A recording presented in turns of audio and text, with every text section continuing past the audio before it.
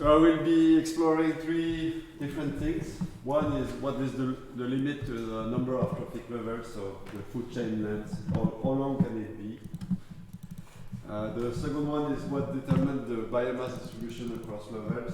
So I first describe the pattern that we can observe in nature and then explain how we can get these patterns using mathematical models and biological mechanisms. And then once we have like this mathematical framework, we can start exploring the external and internal constraints to this that are modulating these patterns. So first, the limit to food chain length. So there was like ideas from people doing a lot of feed work that the limit of the trophic chain, the length of the trophic chain could be just the energy that pass through from one level to another. Basically, the idea is that you have energy for a primary producer, and then based on thermodynamics, only 10% of this biomass will go to the upper level. So then, if you start with this amount of calorie per square meter per year, then you keep only 10% of that, then you soon reach a minimum amount of energy, and that's the limit to the food chain length. So with this, you can look at the pyramid of biomass, and that will constrain the food chain length. So the one first prediction from that is that if you increase productivity, so let's say you increase nutrient in your environment, then you could increase mid-food chain length because you have more biomass at the bottom, so you reach a higher length. So this was tested with the retrieval system, so they were manipulating the leaf litter, adding more or less leaf litter. So you had three treatments, low leaf litter, medium leaf litter, and high leaf litter. And then they were looking across the weeks at the number of species, the number of trophic links, and as well the food chain length. So here you could see that when you have a high productive system, so a lot of leaf litter, then you have a higher number of species. And these species, they are organized through trophic links, so you also have a higher proportion of trophic links, and a longer food chain length. So this was like among the first experimental tests of these ideas, and they were like meeting the expectation. But the issue with that is that if you only transfer 10% of the biomass to the next trophic level, is that you need a tenfold increase in the biomass at a given trophic level to be able to create a new one.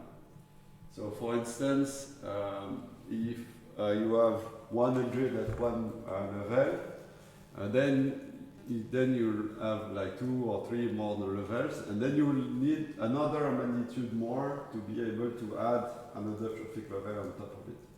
Okay? And we know from observation and the literature that primary productivity range of at least 4 orders of magnitude. So this cannot really explain why we have super long chains or super short tail, because the variation here is weaker than the number of chain that we have. Yes, that's what I said. So this leads to other hypotheses on what could limit the food chain length. The first one is the dynamic, is that long chain, they are unstable due to feedback from predation. So there was a paper by Pim et al. In the 70s, like showing that when you increase food chain length, you get more unstable, and then the top predator goes extinct. So there is a limit to the food chain length due to unstable dynamics. Another one is ecosystem size and habitat range. So the idea is that, for instance, if you have a small ecosystem, you may not find some species that requires a large habitat range. So for instance, if I take a small lake, I will not find a giant catfish in a small lake. Giant catfish need a large habitat range, and these giant catfish, they are often on the top of the trophic webs, right? So these large species, they are often on the top of the food webs. They also need like a large habitat range. So there is a limit. Ecosystem size can limit food chain length. The community organization can also limit food chain length. And finally, evolution as well. So the idea is that there is no real benefit of being a specialist. So, yes? Sorry, I'm a little bit confused because I thought that before you said that primary productivity does not vary enough to explain the differences in food chain length. But now the stuff you're talking about limits even more. Yeah. Sorry, I said okay. I meant the opposite. That is varies too much compared to the violation that we have. Yeah. I said that is very like horizontal ranges, but you don't go from food chain like 2 to 6. Yes. So I meant the opposite.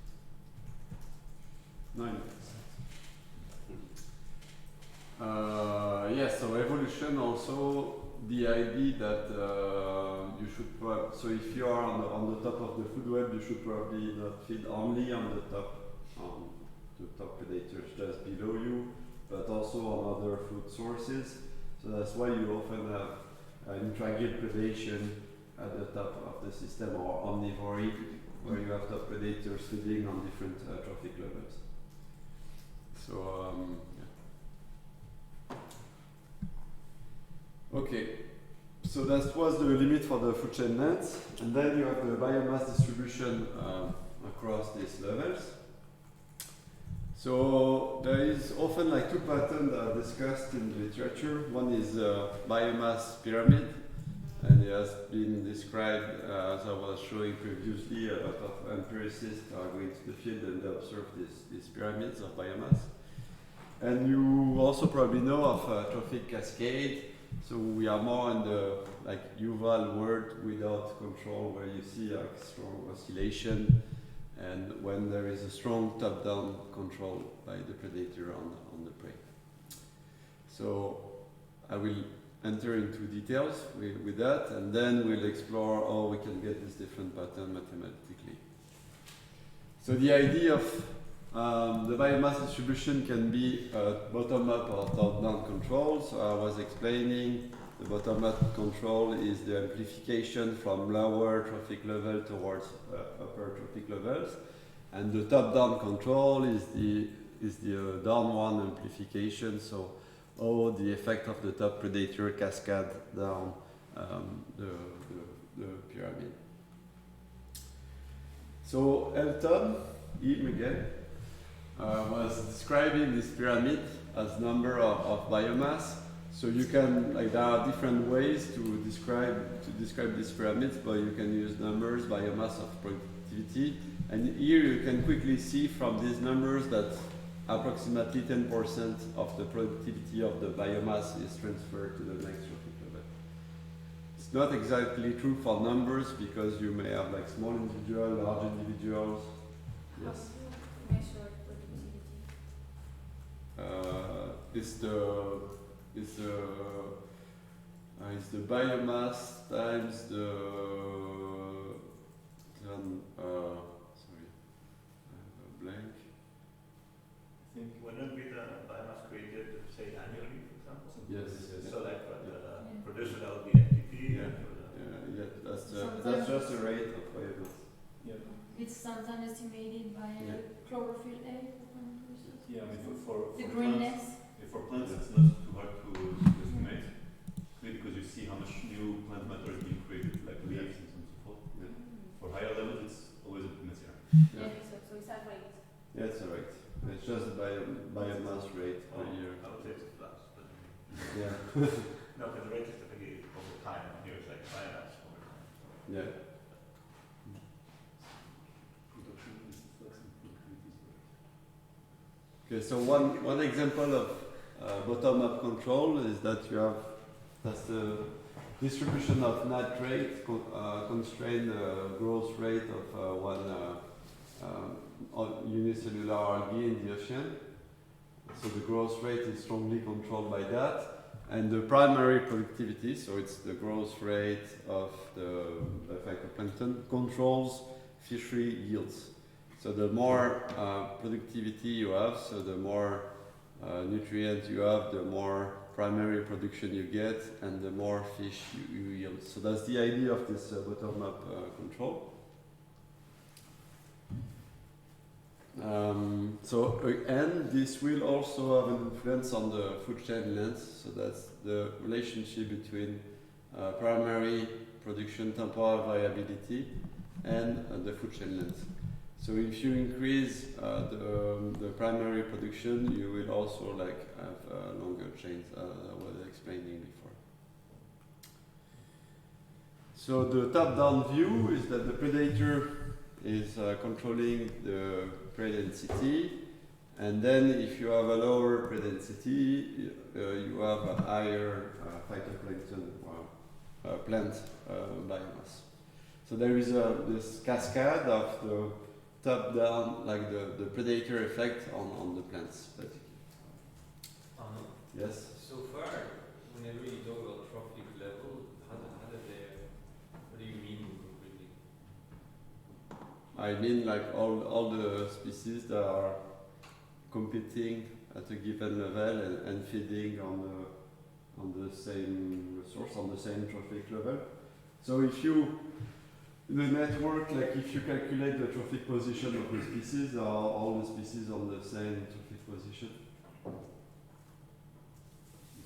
Your question was about what is it like one species per level or What the length that you said you talk about trophic chain length. Yeah. So you could imagine looking for a chain within a trophic network and the length of that, or you can look at calculating the effective trophic level of a species, which could be lowered if they eat from low and so on. Yeah. Yeah. So for the food chain length, it was mainly like species level, one species per trophic level, all the ideas I was showing. And for biomass and distribution, you may have like more than one species at a given trophic level. Because you're looking at the turnover, all the biomass from like all the plants are transferred up in the food web. Does it answer your question? Not really, no? You have something different in mind, can you detail? I don't know, I haven't really looked into it, but I have a feeling that if you look at chains, they could be quite long, but if you look at full trophic levels, they are much more constrained, so it would affect the premise. But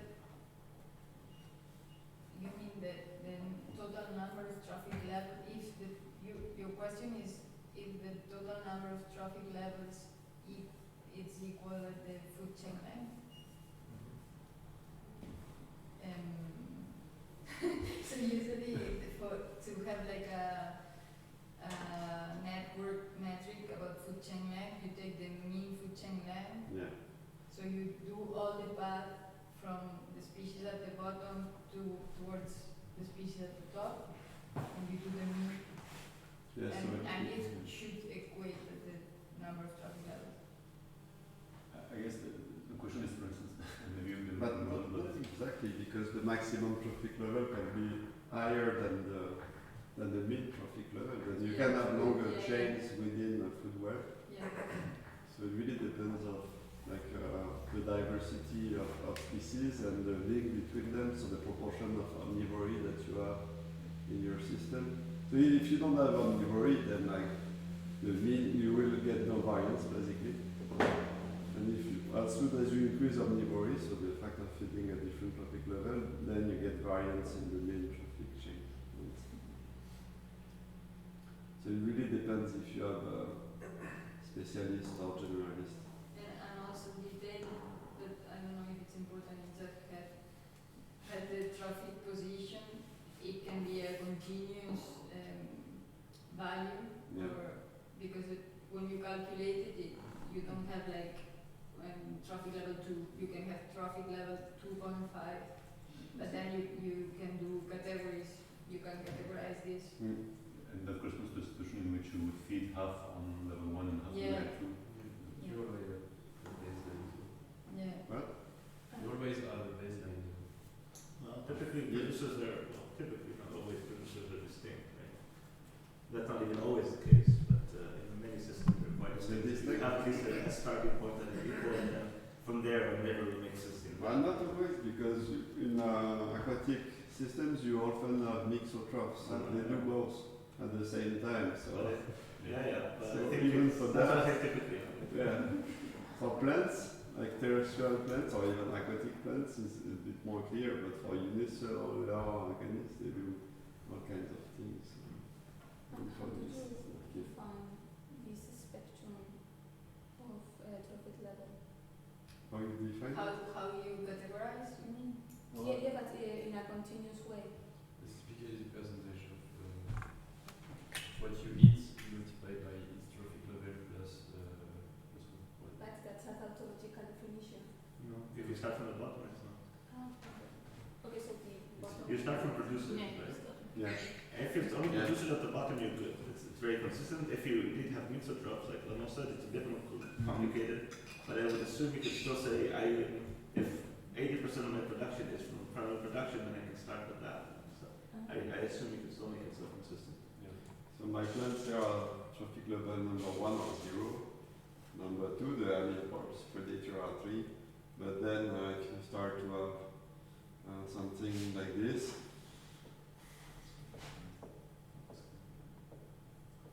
then it becomes much more tricky to have like a proper value for to identify the trophic level of a species. Then you need to calculate all paths from the plants to the predator, and you do the mean of all paths, and this will tell you the mean food chain length. Okay, so so for that you are assuming that the network doesn't have any loops, and that's usually the case. You need self loops. Even Like loops, this? you can do it. You just Or- need to do it iteratively, and you'll find a solution.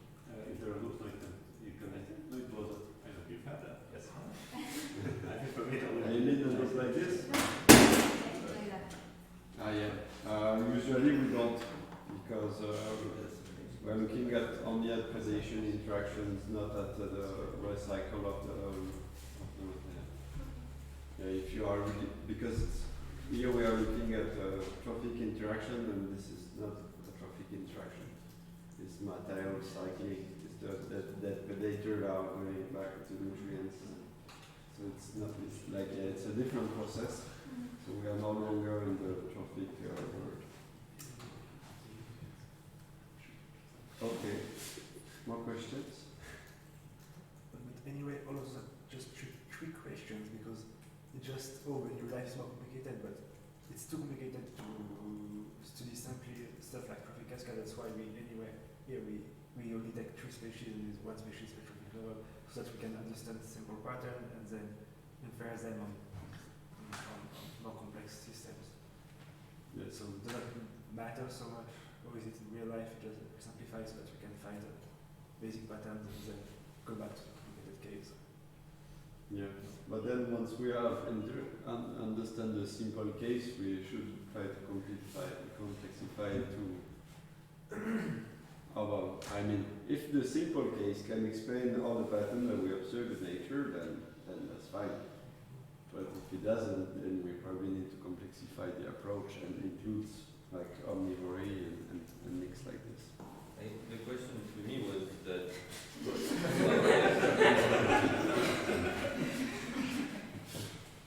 Jeff don't want you to go to the cave. No. We can talk about this later. Okay, so this leads to ideas like the green world hypothesis. So why the world is green? So for some people it could be because of top-down control. So the idea is that predators, they control herbivore on Earth at a planetary scale. So the plant is released like from herbivory, and then it is controlled only by the nutrients. So it's like all the food web disappear on top of the plants, only the plants exist, they reach their carrying capacity, and that's how the world is created. Okay. And we have example of this. So we were showing before the sea urchin with the otter. So this is when you exclude the otter, you get only sea urchin, and you get rid of the kelp forest that is present in presence of the otter. And you have same kind of pattern. So for instance, this is a lake with bass. So it eating all the smaller fish that are feeding on the zooplankton. And it's eating the zooplankton. And then it's releasing the phytoplankton from the zooplankton. So the phytoplankton is exploding. And this is the same lake. There is only a dam here. And without the bass, and then the zooplankton is grazing all the phytoplankton. So we have a trophic cascade here. So of course you can have trophic cascade like at multiple trophic levels. So the killer whale, they can also control the sea otter, and then if the killer whale are controlling sea otter, you'll get more urchin, and then you have less kelp. So when you have this, you need to account for like the negative interactions across trophic levels and the positive one, and you have to do the sum of them to know what will be the net effect on the plants. At least only with plus and minus. So the herbivore, they have a negative effect. The killer whale, they have a negative effect on the kelp forest. And the otter, they have a positive effect on the kelp forest. The otter? That's not an otter. Yeah, but you know what I mean. It's not exactly otter. And this is not a kelp forest. So we are in this world where you have these two views, the top-down trophic cascade view, the bottom-up pyramid cascade, and sometimes you often don't know where we are because there is noise, and sometimes you observe pyramids, sometimes you observe cascade. So what determines if we are in a cascade world or in a pyramid world? So we'll explain this and how these two patterns are connected. So you need three ingredients. The first one is who determines energy flux. So basically it's the idea of that the predator should have an impact on the resource. That's the top-down impact. Then you have the dynamical response that will depend a little bit, as Arnaud was showing, on the relative impact of the consumer relative to this self-regulation, and the one of the prey as well. I mean the prey, the impact of the predator on the prey relative to the prey self-regulation. And then you need to express this, and we'll show how growth rate and mortality rate can modulate these patterns. So I know it's a bit brutal, but we'll go in details for each of these three ingredients. So first, the consumption rate. So we'll see the importance of consumption rate by taking one example where we have an infinite number of prey. So you have this simple model where we have the growth of the prey minus what is taken, minus the self-regulation, minus some mortality, and then we have the growth of the predator minus,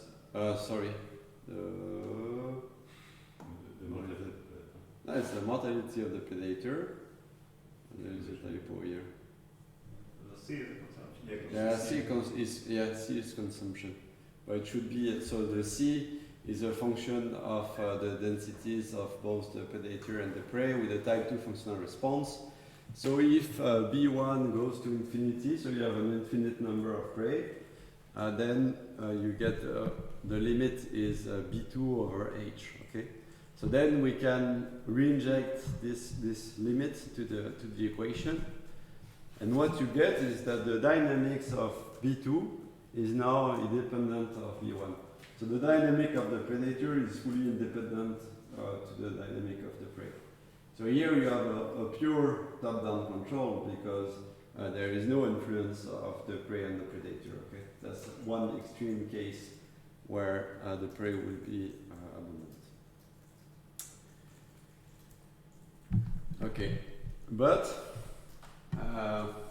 we are often like in the middle case where, of course, preys are limited and they will influence the consumption rate of the predator. And in this case, it's important to know the relative strengths of inter and intra-level interaction.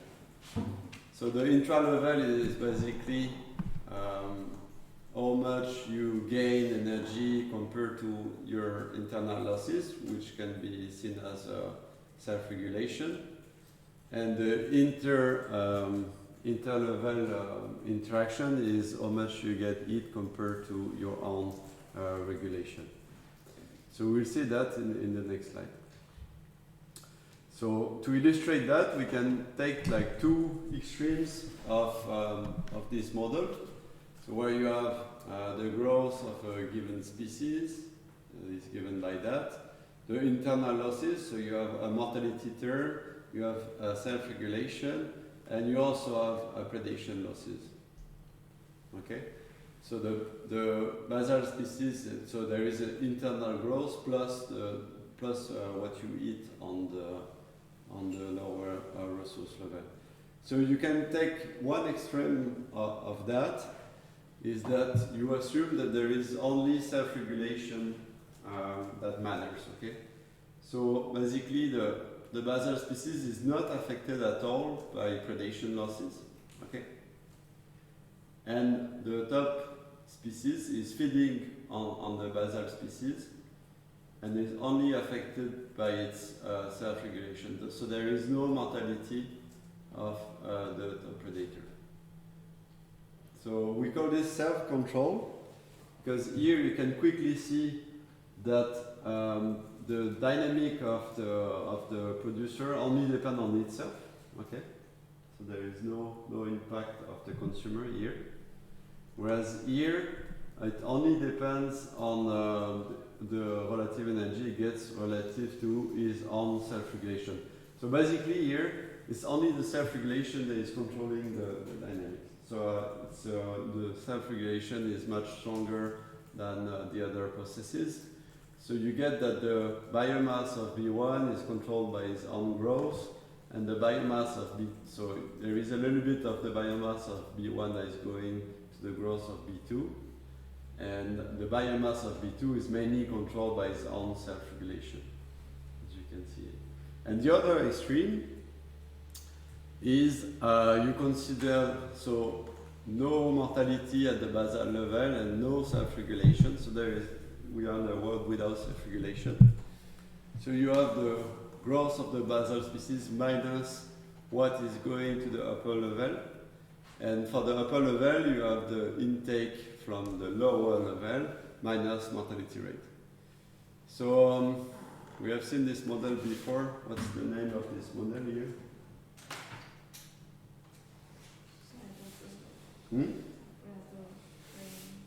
Yeah, but on the left it's not a predator prey model as well.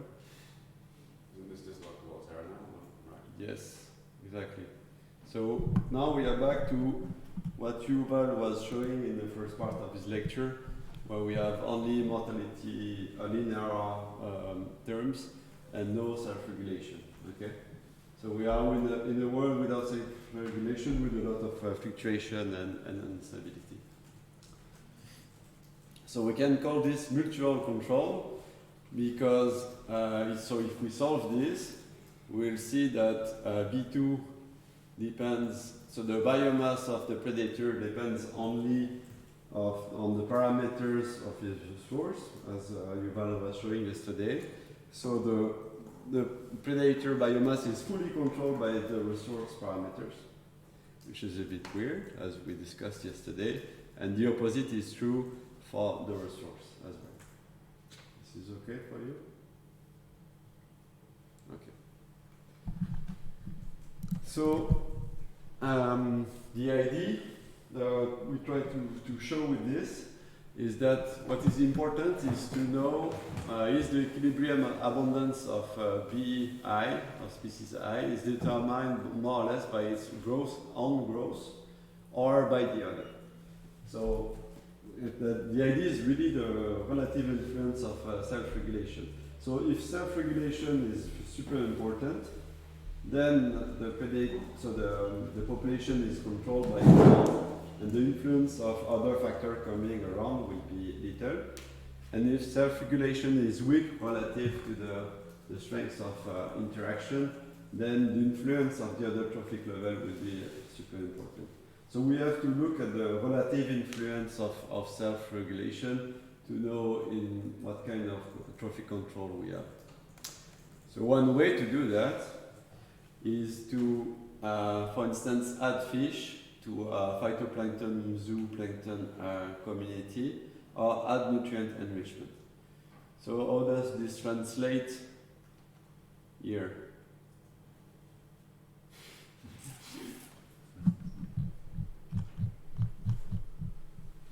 So if we add fish, what are we doing to the zooplankton? Assuming we're not modeling the fish. Yeah, assuming, yeah. Increasing the mortality. Yes. So we are increasing mortality here. And then we are looking at how this propagate through the food web. So if we are decreasing the biomass of the zooplankton, how will this translate into, in this extreme example, this will only affect B1. So there is the top-down amplification. Okay? And if we add nutrients, which parameter will we affect here? The growth rate, yeah. So again, if we are in this mutual control world, increasing G1 will only affect the biomass of the top predator. Because you add nutrients, but they are all taken up in the food chain. So by adding, yeah. I'm just, I don't know, it's a note of sorts, but just thinking out loud that it's interesting that this, I mean, doing these experiments where you both is quite common, right? That's what you do. Yeah. For the further, for the enrichment for the bottom. And it's kind of interesting if you go back to the slide before, is that like G enters in both scenarios, but mu on mu1. Yeah. It's kind of, I don't know. So what would happen in this? What would happen in this world if I add fish to the system? What would happen? Could be having mu here. It's not a problem. That's a question. If I add fish here, I'm in this regime. I am adding fish. Nothing on the others. Will happen nothing. Because fish are only playing on the mortality rate, and here there is no mortality. It's all self-regulated. So self-regulation is so strong compared to mortality rate that the fish has no influence on the dynamic of the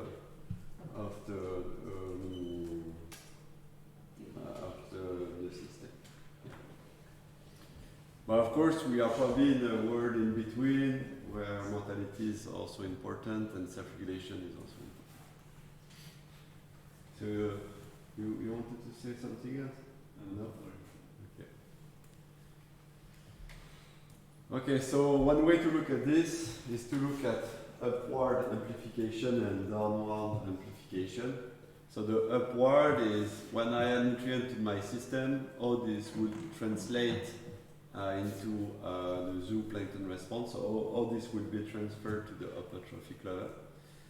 So it's the delta B2, so the effect of the nutrient enrichment on the zooplankton versus the delta B1, so how the phytoplankton is affected. So basically the idea is that if this is strong, then most of the biomass, like if you increase, for instance, growth rate where nutrient this will all be uptaken at the zooplankton level. And the downward amplifications measure a little bit the what happened like from the top-down perspective. So if you add fish to the system, then you are increasing the mortality of the zooplankton. Will this translate to the phytoplankton level? It's okay.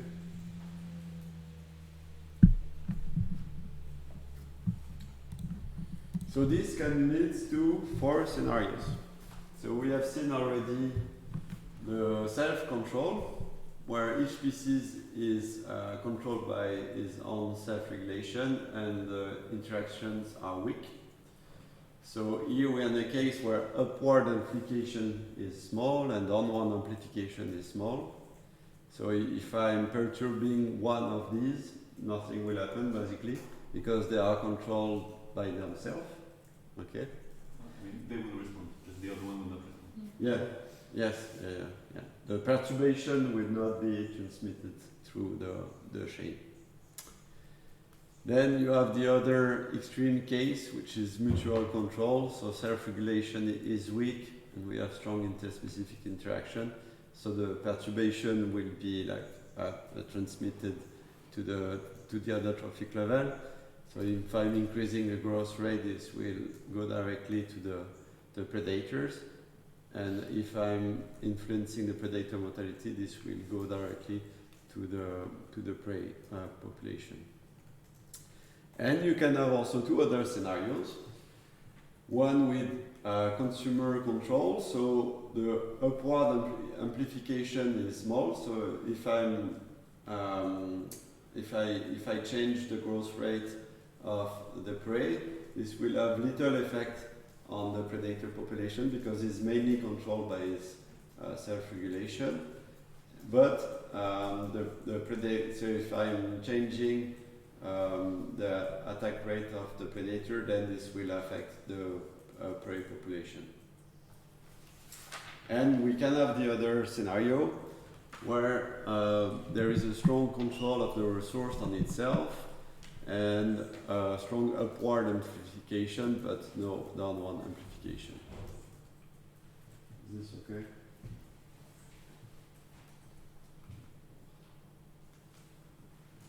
So, for example, in the example yesterday of the links and the pairs, as there is a delayed response, Yeah. then it's a resource control system. No, we are more. In a self-control. Yeah, we are in a mutual control. Yeah. Okay. Yeah, the delay is just the time that the predator population needs to build its own population. So the time they need to reproduce and grow in biomass. Yeah, on that note, I would note that most of the interesting ways that negative feedbacks can create like interesting dynamics is because they create a delay. And usually they take a bit of time to come back to you. Yeah. You could think of even with the logistic equation, if you go to the discrete time logistic map, so single population, if there is a delay, then you can have chaos or cycles from a single population just because of the delay. Yeah, you can overshoot the carrying capacity and because also with the functional response type, we were seeing that once you are like over, so with the type 2, as if the prey population increase, then it will run away, but increase a lot in density. So then the predator, they will catch up later by building their own population. So yes, so in the Locta Volterra world, we are here, yes, mutual control. So basically the dynamic of the predator only depends on the prey parameters and vice versa. So this creates like the strong cycles. Whereas here, of course, you don't have cycles because everything is like all the population, they kind of reach their carrying capacity and they stay there. So it's almost as they were knowing. So can we link that to the so this is almost linked to the niche perspective where you have almost no interaction. And I was thinking about that also. Every time we use the logistic equation, and often we say, okay, if I'm changing the nutrient, this will affect my species carrying capacity. We are in the niche world because we assume there is no feedback between the population and the nutrients. So we were discussing a bit yesterday, when are we in the niche perspective, what are the limits, but I think we often use that. Every time we use the logistic equation, we often are in the niche perspective. And you said you have a Java we are in the mutual control, yes. But it depends on the, for instance, if for the resource you consider logistic growth, yeah, it depends on the yes. carrying capacity. Yeah, so then you become here. You add carrying capacity is adding self-regulation.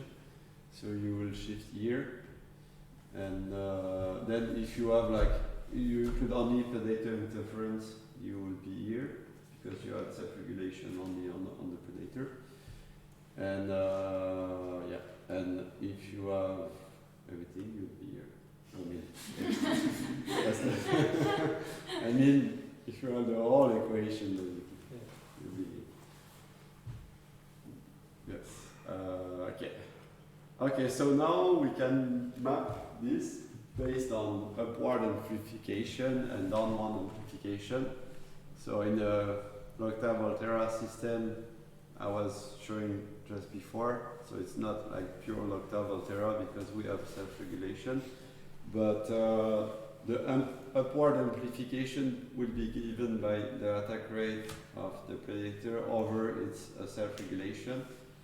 So that's the ability. So if it's large, if attack rate is much larger than D2, then what does it mean? What is D2? Is the self-regulation of the predator.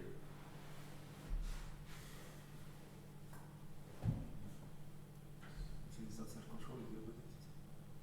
Yeah, we are going toward self-control.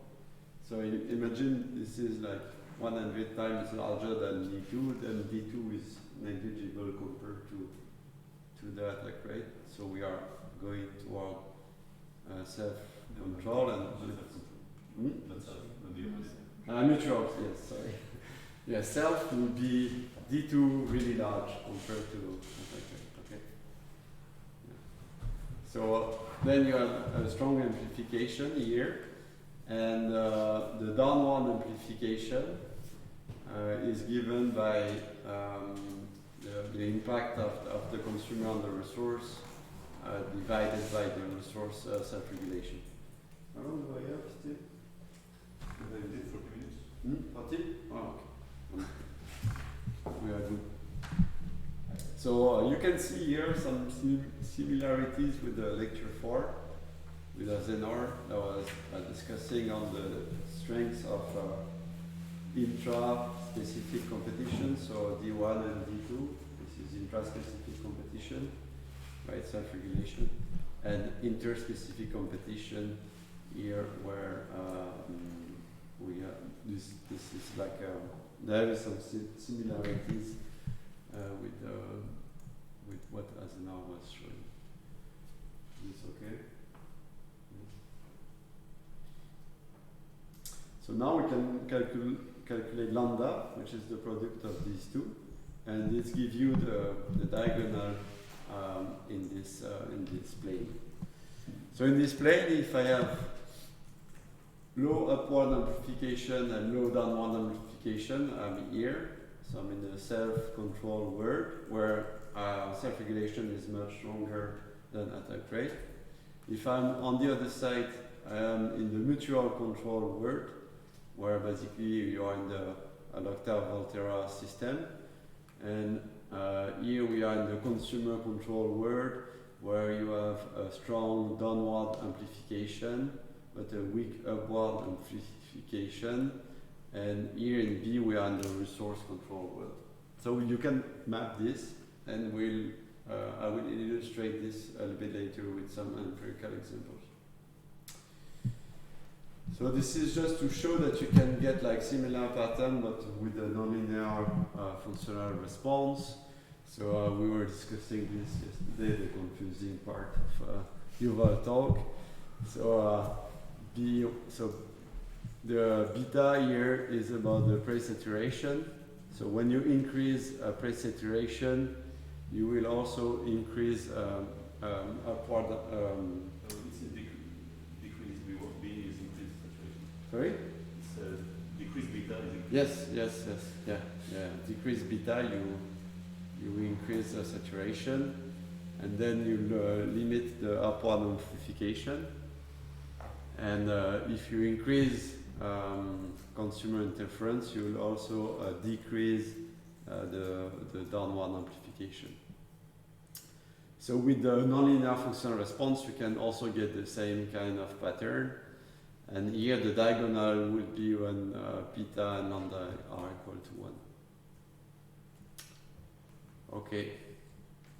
So we have seen who determines the energy flux with the extreme example where there is an infinity of prey and the predator is on his own, basically. We have seen the dynamical response, which gives you the upward and downward amplification, so the attack rate relative to self-regulation. And the third ingredient for this to express is how strong. So basically the idea is that the growth rate of the basal population has to be large enough for these things to express.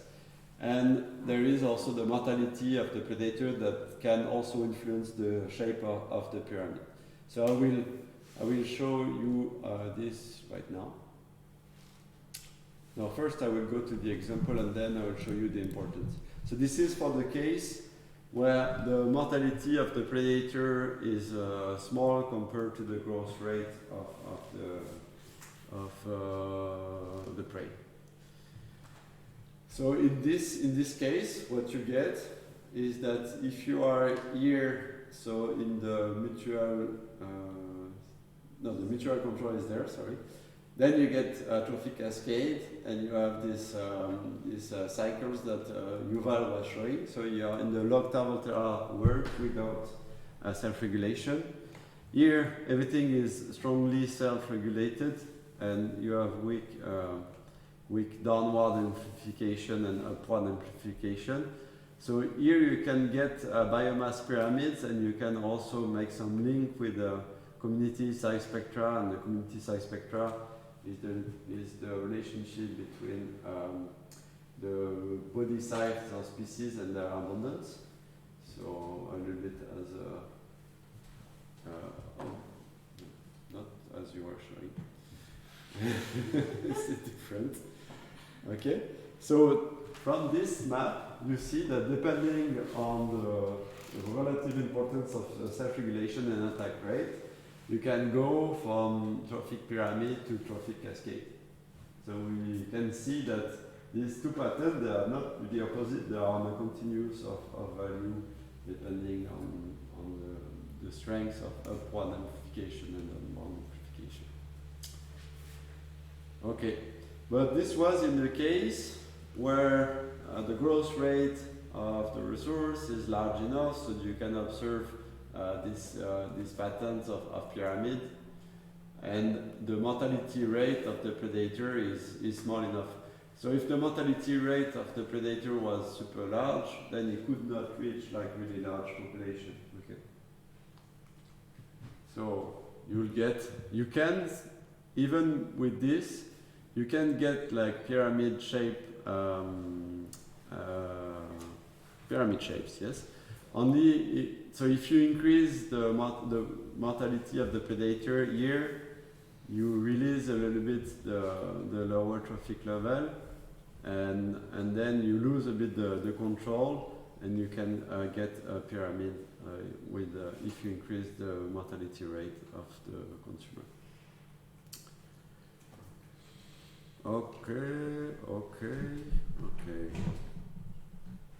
Okay. So this leads to two possible worldview, but I already like explained it a little bit. So a stable worldview with no top-down potential, so low alpha, so strong self-regulation. So the world is quiet, everybody is controlled by his own density, self-regulation, and we are reaching carrying capacity, and we are in the equilibrium world. And the unstable view, where the lambda is high, so you have weak self-regulation compared to attack rate, and you get this predator-prey cycles that Yuval was showing.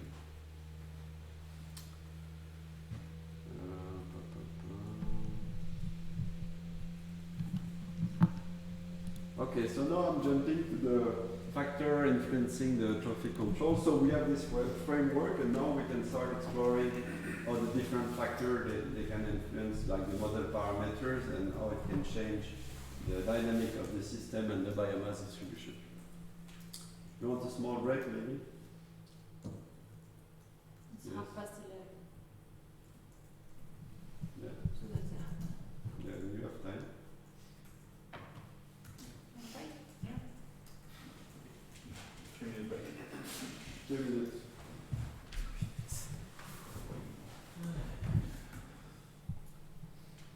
It's a long morning after a long evening. I think that si tu repasses à l'avant, Ouais.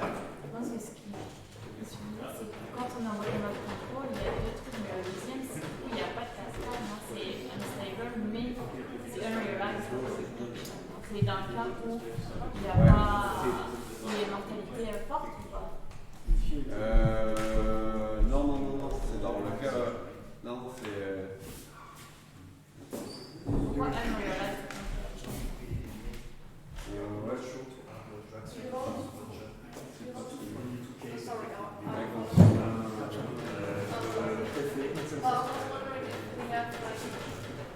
Solution for the crown problem. I have a graph and two body to work. Yeah, we need to have someone else. It's just kidding. Moi, je sais pas pourquoi c'est unrealized, et du coup, ça peut être realized. We just need one more time.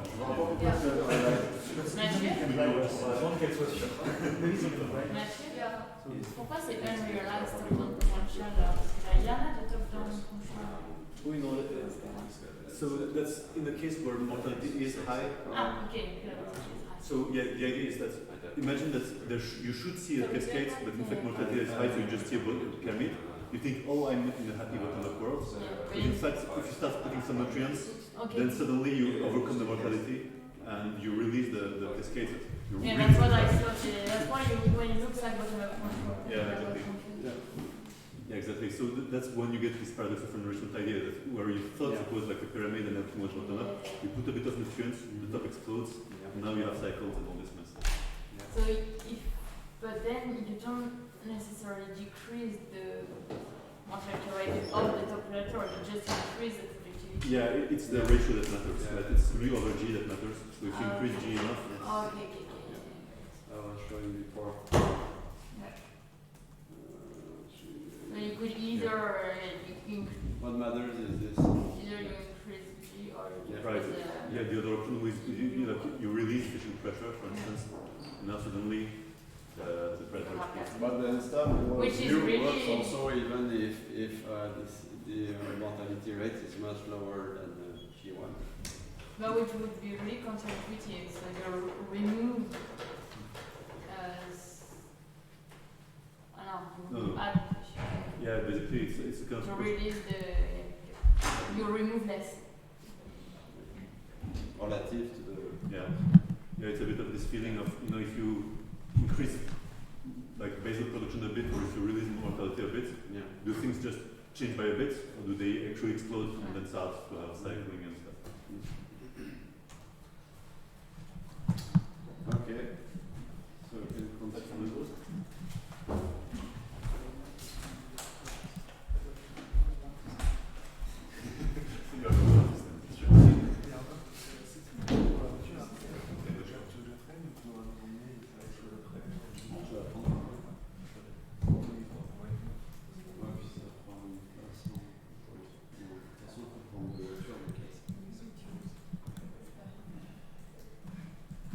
Ok,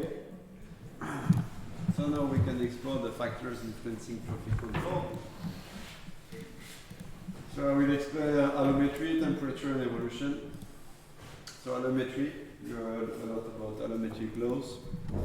So we know that maximal growth rate, basal metabolism, abundance, and mortality rate, they scale very well with body mass. This is a paper by Arnaud et al. So there was a lot of emphasis on basal metabolic rate, and using that you can more or less derive what should be the other allometric scaling. And I will use that to show we can get the allometric scaling for self-regulation. So the idea is, do we know the allometry of lambda so that we can map on the phase plane where should we be depending on the body mass of a consumer and a resource. So we need the allometry of attack rate. So from this paper we can get the allometry, so it's on the it's on the log scale. So the allometric exponent is 0.54. Okay, so that will be the allometry for the attack rate. And then for self-regulation, we can use the different formulation that Arnaud was showing or Mathieu was showing on the first day. That because we don't know the allometric scaling of self-regulation, we don't know.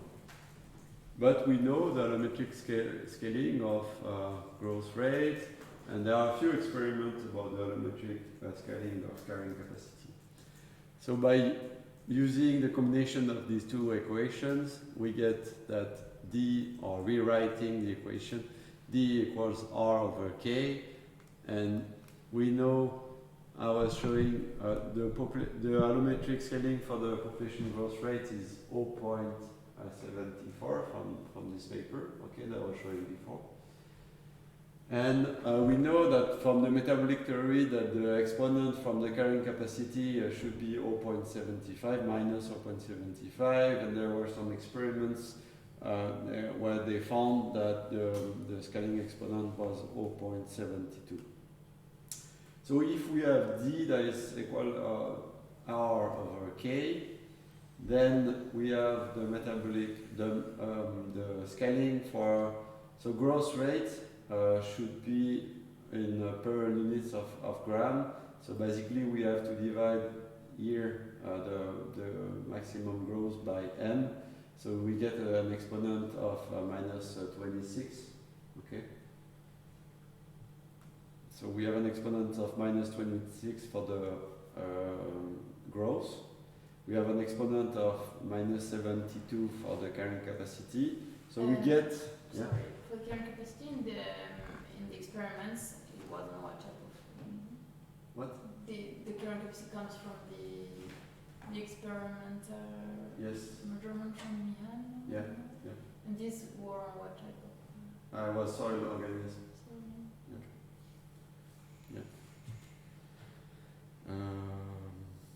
So we get that the allometric scaling of D is 0.74. So in the slide just before, I was showing that the allometric scaling for attack rate is 0.54. Okay. So we get that the allometric scaling for upward amplification or downward amplification actually is 0. So there is no allometric scaling of lambda basically. So it doesn't matter if you are large or big relative to your prey. But if you look at the product of the two, so if you assume that that metabolic rate is that attack rate scales only with the predator size, sorry, then you get that. I think this should be power 0.5 now. Yeah.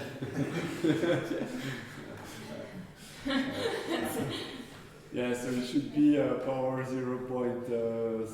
What we had just before, 54. Yeah, something went wrong with the equation. I'm not really good at latex, so. I don't get the joke, but it seems very. I have something really weird here. Okay, so it should be m at the power 0.64 squared, because I have it 2 times, okay, over d1 times d2. So we can get rid of m2 here, and we get that the lambda scales at the square root of m2 over m1. So what matters here is actually, no, sorry, I was confused before, but what matters here is the relative size of predator and prey, but not their absolute size. So before, the fact that we have no allometric dependency was for the absolute size. So recall that this is the mass of the predator, and this is the self-regulation of the predator. Okay, so now we can, so when we have much larger resource compared to consumer, we have a low lambda, right? Okay, because this ratio is going toward 0. So low lambda, we are here, and the cases where we have large prey but small predators are mainly in terrestrial systems where you have large plants and a few herbivores. But in aquatic system, you tend to have small prey relative to large predators. So if you have a large predator, M2 is larger than M1, so lambda is increasing.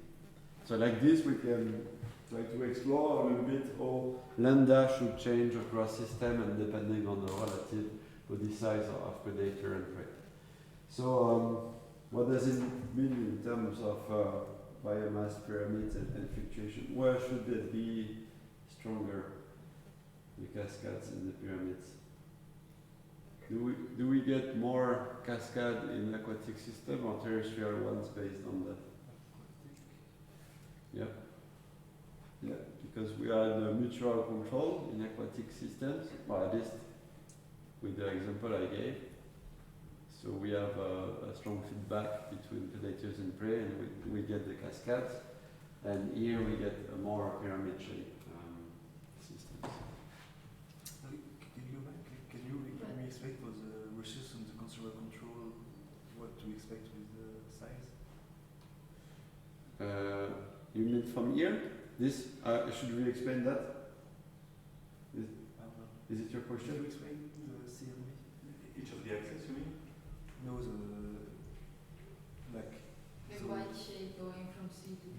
Yeah, from C to B. What's different between C to B because they both have the same size, same mass? So the C is it's the yes. So there is no effect on mass on mass of going to C to B because there is no allometric exponent for upward regulation and downward amplification. So the axes, they are independent on body mass, but the lambda is dependent on the relative body mass of the different. Essentially, it's because all those things are generally seem to be roughly square roots, but it's reasonable to assume that the attack rate is more dependent on the predator itself alone, whereas self-regulation each one is own, and therefore you end up with this M2 over M1. That's where it's coming from. Yes. And as you solve the aquatic terrestrial debate. Yeah, the predict, it is a predict. I mean, it's just a prediction. Well, of course, but still, it's fine. If the attack rate depended more on the metabolism of the prey, then you would have the opposite prediction. Yeah. So it's interesting that. On the mass. Yeah, on the body mass. Yeah. So we predicted that like a few days ago. And it turns out that trophic cascades are stronger in aquatic systems. So but don't you have also small herbivores in aquatic systems, like for instance feeding on algae or like little grazers you have also, no? So in aquatic systems. So you have like two main channels One is the phytoplankton channel, but the consumers are always larger than the phytoplankton. And the other one is more like the microphyte channel where you have plants, aquatic plants. And here the herbivores, they are often smaller, but they are not true herbivores of microphyte. There are very few. In fact, they feed on the fungi that develop on the microphyte or on the detritus of the microphyte.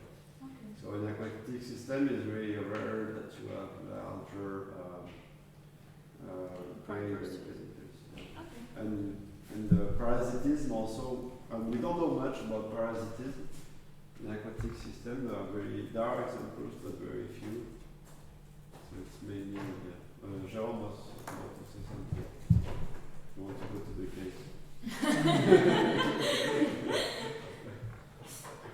Okay. So herbivores are larger than plants in aquatic system relative to terrestrial one.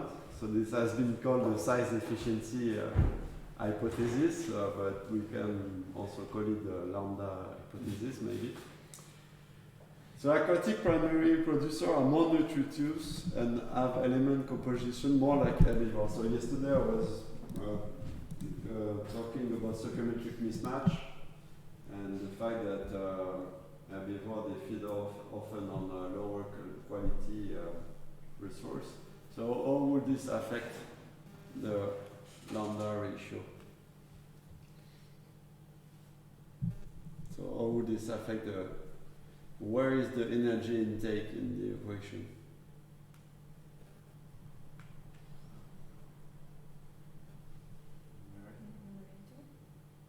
Yes. So it means that in aquatic system this will be larger, so lambda will tend to increase under this hypothesis. So again we are going towards this word of a stronger trophic cascade. Defense compound in terrestrial plants, this will decrease this part, so lambda will decrease as well, so we are going this way, so it's also work with the defense compound hypothesis. And this is about the same idea that the attack rate of aquatic herbivore is about 3 times higher than autotrophic production than in terrestrial systems. So again, we are increasing attack rate, we are increasing lambda, we are going towards this direction. It seems to work, but we have to invest a bit more work on that, I think. So yesterday I was talking about temperature, one important parameter in the life of many ectotherms and endotherms as well. So we are discussing the mismatch between different rates and how can we use this mismatch to make some prediction about how lambda should change with temperature. Just have one comment. You had a question on how to add temperature in the models the other day. So basically, can you go back on the? Basically, we just add this relationship like for different rates in the model. Yeah. So you have the rate that variable. So the idea is that attack rate is a function of temperature with some parameters, and D1 and D2 will be also functions of temperature. And they can be either predicted by the Arrhenius equation that assumes that there is an exponential relationship between biological rates and temperature, or some measured experimental from experimental observation. Okay, so this is the work of Azenor. I'm trying to explain. But, It's also your work. yes, that's true. And that's a collective work from INTP. So we had a workshop at my grandpa's place, and most of us were there. It was good fun, and yeah. So we had the idea of looking at the thermal dependence of lambda. So we basically took the model that the work I was showing before is Mathieu's work. So we are doing the same kind of exercise you are doing, trying to summarize what the others are doing. And then the idea was to calculate the the thermal dependence of lambda. So we took a first approach assuming that all rates increase exponentially with temperature. We know it's not true, but at least for like temperature that are low enough, you can still consider that you are in the increasing phase. So this framework will not apply well to high temperature, even though you can like use the same kind of approach to look at what will happen at higher temperature. But I will not explain that now. I will focus on this first example. So if you assume this exponential relationship, and we have lambda that is equal to that, then you have exponential of minus E. So this is the activation energy, this is the Boltzmann constant, so it's just a parameter, a fixed parameter, and this is a temperature. Okay? So if you have the exponential of minus E over kT times the same stuff divided by the same stuff and the same stuff, what you end up doing is just a calculus of the differences or addition of E. So here we have E plus E, so it's 2 times EA of attack rate, right? So that's the activation energy for attack rate, minus, because we have a division, the activation energy for the self-regulation of the resource, minus the activation energy for the self-regulation of the consumer. So what we did in this paper, we argue that the intra-specific level mismatch is the difference in the activation energy for the attack rate minus the activation energy for the self-regulation in the consumer level.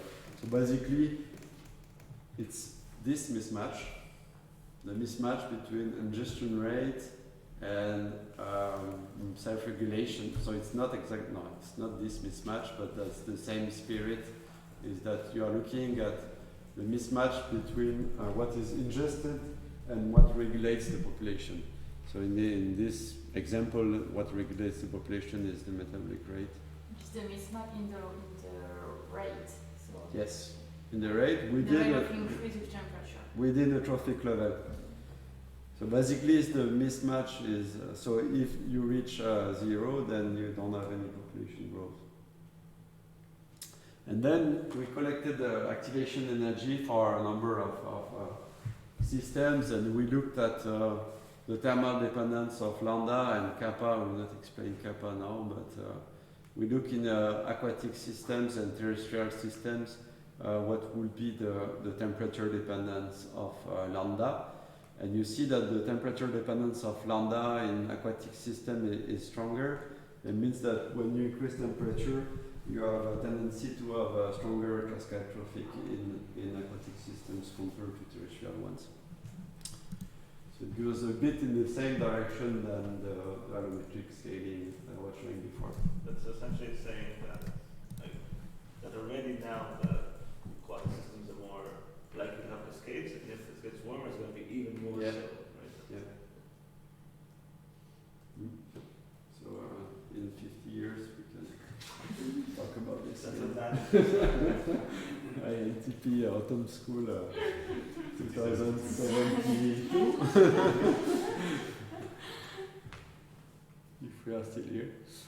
Okay, connection to experiments. Yeah, so this is one work that we did was to look at thermal acclimation. So we acclimated dragonfly larvae at 2 different temperatures, and then we measured the metabolic rate and their ingestion rate using a functional response approach. So we had a prey density, they were Daphnia magna, and looking at the number of prey eaten. And basically what we found is that acclimation of predators to higher temperature leads to higher predation rate. So this will increase the attack rate, ingestion rate. So again, we should have like stronger cascade with thermal acclimation. So a third bad news for aquatic system, I guess. And one more slide about some work that we did this time was with aphid. We were looking at the impact of evolution on trophic cascade. So you have a log ratio response, where you basically look at the biomass of the plant in presence, absence of herbivores, and you look the log ratio. So herbivores have a negative effect on plants, so the log ratio is negative. And you do the same with predators. So predators, they have a positive effect on plants, so the log ratio is positive. And then you can look at the relationship between these two. And what we found here is that the strength of the trophic cascade is mainly explained by if the aphids, they have evolved on alfalfa or clover, and so the evolution detect the strength of the trophic cascade. So that was interesting to observe that, and it was not linked to the density of aphid on the plant, which was a bit surprising. Okay, so I'm almost finished. So beyond the chain, we discussed a little bit that before with Jeff, the idea of adding links, omnivory, diamond, network motif. So we are going towards this direction and towards Noria's talk tomorrow. And also the idea that you may have trophic chains or in a different part of a given ecosystem or on different ecosystem, and you can couple these chains. Yeah, this is omnivory, but we already discussed about that. And just an example of trophic chain coupling, where you have here they look using stable isotopes at the relative contribution of phytoplankton derived carbon. So here this is the phytoplankton carbon, and it is going up the food chain, okay? And so this is the trophic position using the stable isotopes. So you look at the carbon and the nitrogen ratio in the ratio of the stable isotopes of nitrogen and carbon. Nitrogen gives you the y-axis, so the trophic position in the food web, and the x-axis gives you if the input of energy is allochthonous, so phytoplankton based. Coming from terrestrial plants or coming from phytoplankton carbon. So you could see that when you increase the trophic level, you get this coupling of the plant carbon with the phytoplankton carbon. So you have these different sources of carbon coming together. And with climate change, this is an example where they studied climate change and the coupling of a food chain, where you have the trout that is coupling the near shore food chain. So these fish, they tend to feed on macroinvertebrate on the littoral zone. And this is the pelagic zone with offshore resources. And the trout, because they forage both on the littoral and the pelagic zone, they are coupling the food chain. So the trouts, they would be here if you want. And with warming, because the trout, they don't like warm water, so they will stay at the bottom of the lake or the river, and then the coupling between the two chains will be weaker. And I think we've discussed that a little bit, but the coupling of the chains can be important for the stability of the system. Okay, so just to conclude, we have discussed different patterns, pyramids and cascades. We have seen the three ingredients that can explain these patterns and how we can move from one pattern to another. And we have explored how allometry and temperature can change these patterns, and all this can explain the difference between aquatic and terrestrial systems. And I discussed quickly about plasticity and evolution and how it can also change these patterns.